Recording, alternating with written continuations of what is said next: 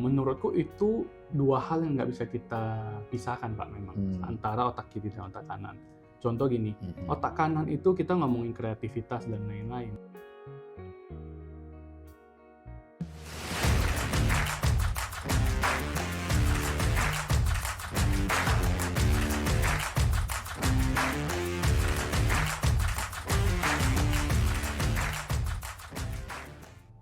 Halo calon pemimpin masa depan, selamat datang di podcast SAI Indonesia. Dalam episode kali ini saya bersama Ko Wiwin Tan, seorang ahli kreatif dan advertising. Apa kabar? Baik, Wiwin, terima kasih sudah bisa hadir di podcast SAI. Senang sekali, sudah lama nih kita tidak ketemu. Nah, Ko Wiwin, saya panggilnya Ko Wiwin atau Wiwin aja nih? Bebas Pak, Bebas Wiwin aja ya, Pak. Wiwin ya. Oke. Ya, Wiwin sekarang kesibukan sehari-harinya apa nih? Oke, sebelumnya aku mau terima kasih juga Pak Sam karena udah ngundang saya. Yang mana saya juga penonton setianya channel ini sebenarnya Pak. Terima kasih. Cuman kan, biasa bintang tamunya tuh kayak orang-orang hebat, orang-orang besar ya kan. Nah, kenapa tiba-tiba aku diundang? Ini cuma punya badan besar sama mimpi besar Pak. Kita punya mimpi besar. Yang penting gitu. ada mimpi besar ya. Ya, nah kalau ditanyain masalah kesibukan sebenarnya kayak ya normalnya orang-orang ya sekarang. Maksudnya kita tetap bangun pagi, kerja ya sampai sore lah ya. Maksudnya kalau dulu mungkin Pak Sam tahu, saya berangkatnya dari karyawan, dulu bahkan kerjanya Senin sampai Jumat, sekarang saya lebih ekstra lagi Pak. Sekarang Senin sampai Sabtu Pak. Jadi karena kita juga ada hubungan beberapa pekerjaan yang memang Sabtu itu kita harus support beberapa klien dan toko-toko juga. Jadi sekarang kerjanya lebih panjang. Ya rutinitasnya lebih kurang sama. Sekarang tuh kita masih jalan di ada advertising agency dan fokusnya lebih ke digitalnya juga. Terus kita juga ada impor barang Pak. Jadi kita sebenarnya kayak distributor juga, sama kayak SAI juga Pak. Cuman beda kategori produk. Jadi kita tuh bedanya kita impor barang kita sendiri dan kemudian kita distribusikan di toko-toko atau retail-retail di Indonesia gitu.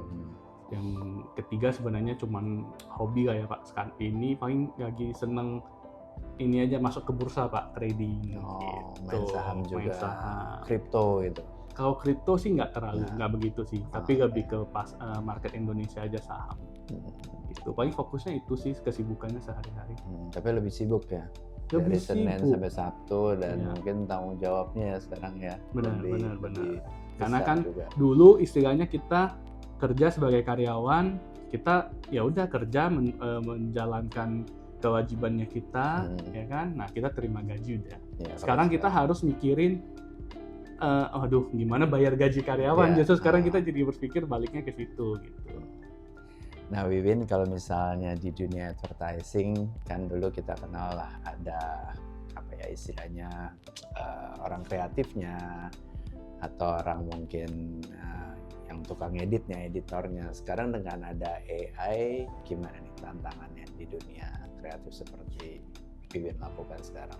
Oh iya, AI itu sebenarnya menurutku itu sebagai tools ya Pak. Jadi AI itu ya kemarin mungkin sempat heboh kayak AI, wah AI ini nanti anak-anak agensi, anak-anak kreatif bisa nggak ada kerjaan apa. Sebenarnya menurutku enggak. Justru menurutku AI itu dia menunjang. Dia tuh sebagai satu kendaraan, satu tools yang membawa justru tim kreatif itu lebih cepat atau lebih cepat mencapai si titik itu gitu loh. Kita punya kreativitas apa, kita dipermudah, kita dibantu dengan AI. Bahkan saat ini ketika aku ngurusin kerjaan beberapa klienku ini, kita udah sangat terbantu lagi dengan AI. Misalnya contoh kita mau bikin storyboard gitu. Kalau zaman dulu kita harus nge-crop stock image dan segala macam untuk menampilkan visual itu. Sekarang nggak perlu, kita tinggal ngetik prompt kita mau ngapain apa segala macam itu udah muncul. Kita tinggal nyusun gitu. Istilahnya kita mau ada adegan apa itu kita bisa muncul. Bahkan sekarang itu juga membantu bukan hanya sebagai tim kreatif, itu juga membantu misalnya dari klien sendiri karena otomatis cost-nya berkurang. Oke. Tapi itu jadi bukan sebagai ancaman ya, itu harusnya bisa menjadi alat bantu nih untuk para kreator atau para advertising ya. Oke, nah kalau misalnya ngomong mengenai kreatif, mengenai dunia seperti Wiwin lakukan nih, agensi kan biasanya mainnya lebih ke otak kanan ya, lebih orang kreatif, lebih orang inovatif. Nah tapi tadi Wiwin sempat bilang ada bisnis nih, ada bisnis trading juga. Nah itu kan lebih mungkin mainnya lebih ke rasional lah, otak kiri yang biasa ngitung-ngitung. Kalau bisnis kan biasa hitungannya cukup rigid lah ya. Nah gimana tuh bisa membalancekan antara otak kiri dan kanan? Ya sebenarnya menurutku itu dua hal yang nggak bisa kita pisahkan Pak, memang antara otak kiri dan otak kanan. Contoh gini, otak kanan itu kita ngomongin kreativitas dan lain-lain, itu dari dulu bahkan dari brand juga udah membutuhkan itu. Buktinya brand butuh agensi. Istilahnya bahwa kalau kita bilang kreativitas kalau nggak ada bisnisnya itu juga nggak akan jadi apa-apa, hanya jadi ilusi, hanya jadi ide-ide kosong istilahnya gitu. Tapi kalau misalnya bisnis nggak ada kreativitas, itu juga kesannya jadi satu rutinitas aja, nggak akan kemana-mana gitu loh. Tidak ada inovasi. Benar, makanya kenapa kalau misalnya kita punya satu brand atau apa, kita tetap harus berinovasi, harus tetap lihat kondisi pasar dengan ide-ide kreatif apa yang bisa kita masuk ke pasar itu sendiri gitu loh. Jadi dua hal ini tuh saling boleh dibilang saling mendukung gitu. Jadi nggak bisa berjalan sendiri gitu sebenarnya. Nah, tapi membaginya gimana tuh? Tadi dari dunia advertising, tetapi juga ada usaha gitu. Itu gimana bagi? Nah, justru kalau aku boleh dibilang nggak membagi, Pak. Kalau aku justru lebih menggabungkan. Contoh sekarang kita punya brand sendiri. Gimana caranya dengan ide-ide kita bisa menaikkan si image brandnya kita. Kita contoh misalnya gini, kreativitas itu digunakan untuk menyelesaikan satu masalah. Kita bisnis pasti punya masalah. Kita melakukan hal apapun di kehidupan kita itu penuh dengan problem sebenarnya. Nah, tapi kita butuh solusi. Kita butuh solusi untuk menyelesaikan problem-problem itu. Nah, kalau di bisnis kita bisa menjadikan si kreativitas itu sebagai problem solvingnya kita melalui ide-ide kreatif tadi. Jadi menurutku jangan dipisahin, justru kita harus menggabungkan itu. Jadi ketika kita harus berpikir kayak contoh, kita menemukan satu masalah A di bisnis ini. Oh gimana ya caranya kita bisa menyelesaikan si problem ini? Apakah bisa dari sisi kreativitas atau enggak? Oh kalau memang bisa ya udah kita put dari kreativitas. Tetap misalnya bukan dari sisi kreativitas, tapi kita juga tetap butuh kecerdasan dari otak kanan itu untuk menyelesaikan si problem itu. Jadi otak kanan itu tidak melulu hanya seperti ini di art gitu. Maksudnya ada orang kan persepsinya otak kanan itu hanya seni, art. Sebenarnya enggak loh gitu. Otak kanan itu enggak hanya di situ gitu. Kreativitas itu enggak terbatas hanya visual, hanya gambar, hanya seni, itu enggak. Tapi kita butuh kecerdasan di luar logika-logika kita yang ada di otak kiri itu untuk menyelesaikan masalah. Jadi ini pas nih ya, dengan background-nya art, orang desain, dan bisa mempunyai bisnis, jadi itu bisa saling mendukung ya satu sama yang lain ya. Benar Pak. Oke. Nah kalau saya lihat juga kan sekarang banyak nih ya perusahaan-perusahaan lama mulai mengganti mungkin logonya atau campaign-nya.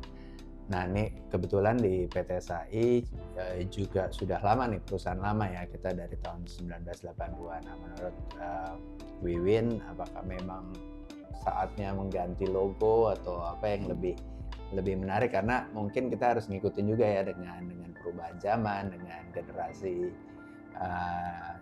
Gen Z lah istilahnya ya. Apakah mereka juga melihat logo ini udah tua dan perlu di revamp lagi atau di rejuvenate lagi? Kalau menurutku untuk di unit bisnis SAI ini sendiri penting nggak penting Pak. Kalau kita ngomong penting, semua brand image itu penting. Logo yang bagus itu kan identitas ya. Menurutku secara teoritis itu penting sebenarnya. Tapi apakah untuk SAI sendiri misalnya urgensinya ada apa enggak untuk merejuvenasi logo itu? Karena SAI itu bukan satu identitas yang langsung bertemu dengan misalnya end user misalnya, ya. ya kan, tidak langsung benar-benar, tidak perlu ada brandingan yang harus misalnya ngikutin tren saat ini. Tapi SAI itu membutuhkan rejuvenasi untuk misalnya lebih meyakinkan, karena SAI kan bisnisnya B2B, lebih meyakinkan calon-calon klien kita nih, prinsipal kita nih, gimana supaya melihat image SAI ini tuh adalah sebuah perusahaan distributor yang patut saya ini percayakan gitu, produk-produk saya di PT SAI ini gitu. Jadi tetap brand image itu tetap penting.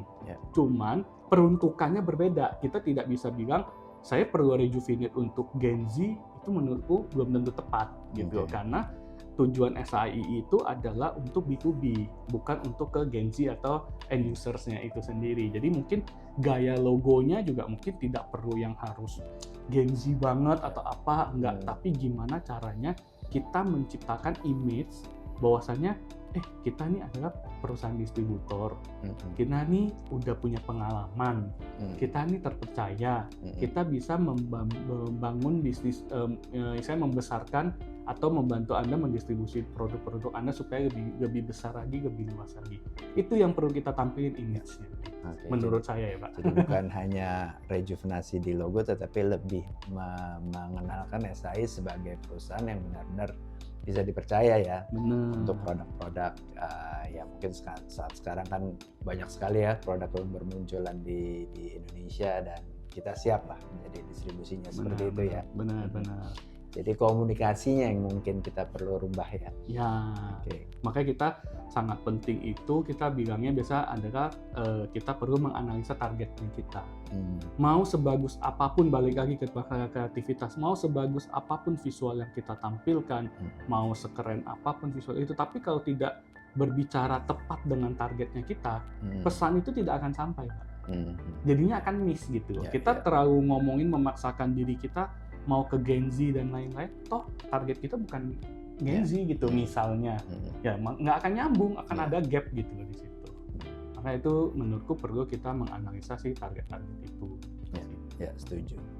Nah, satu pertanyaan lagi nih, bisa nggak kasih kata-kata semangat atau pesan-pesan nih untuk generasi Z ya di sini ya?